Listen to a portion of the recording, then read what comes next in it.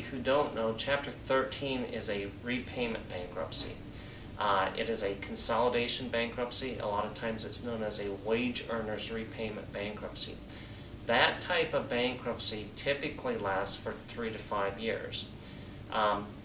In whether you're filing a Chapter 7 bankruptcy or whether you're filing a Chapter 13 bankruptcy, the court is going to look at the median income that you've made. And what median income is defined as is the income which you have earned for the 6 months prior to filing your bankruptcy case. And depending on the level of that income, you may be required to file a Chapter 13 case, or you may be eligible to be able to file a Chapter 7 case.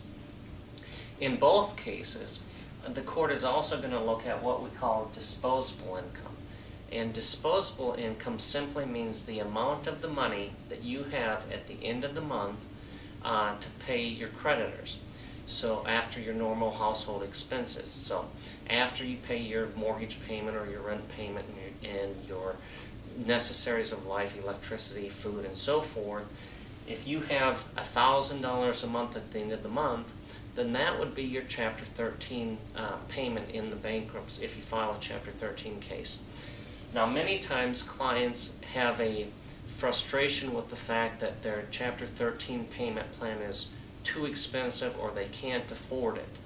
And if that's the case, then you may want to consider filing a Chapter 7 case and just be done with the debt. Chapter 13 cases can be expensive.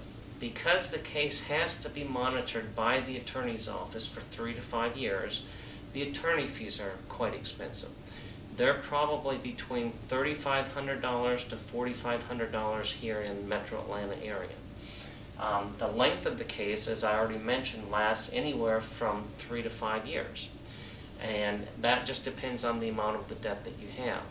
As far as how successful the Chapter 13 case is, unfortunately, that's not a very good statistic. Typically, the Chapter 13 cases fail at the rate of 75%. So in other words, 75 out of 100 Chapter 13 cases fail.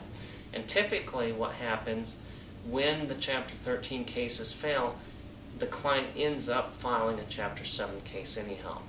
Now I wanted to take a moment, I'm going to move to the other side of the screen here, to talk about Chapter 7 cases.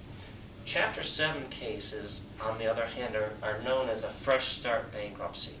And fresh start means that your debts are discharged. Discharged, to use legal jargon, is simply meaning that the debts are wiped out. And most debts are wiped out. Some debts, such as a DUI conviction or a fraud charge or things of that nature, are not wiped out. Child support, of course, cannot be wiped out.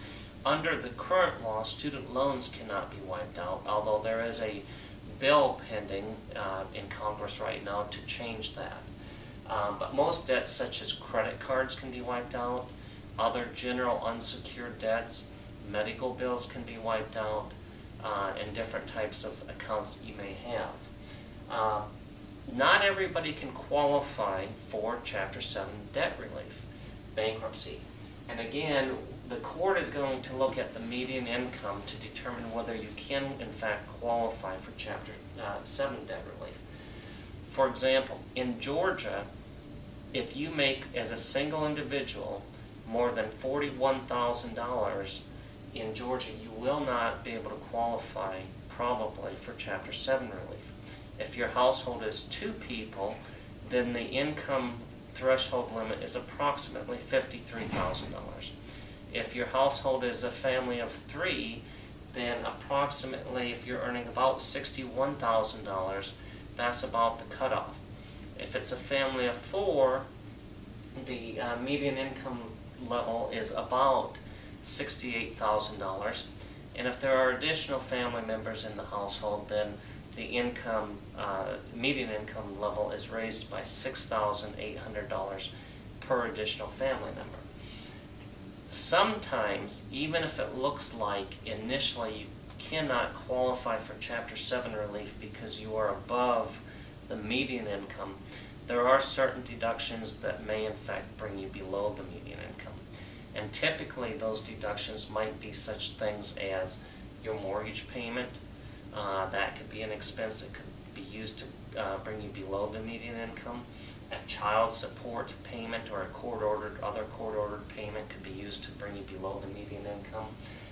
Maybe a vehicle payment could be used to help out to bring you below the median income.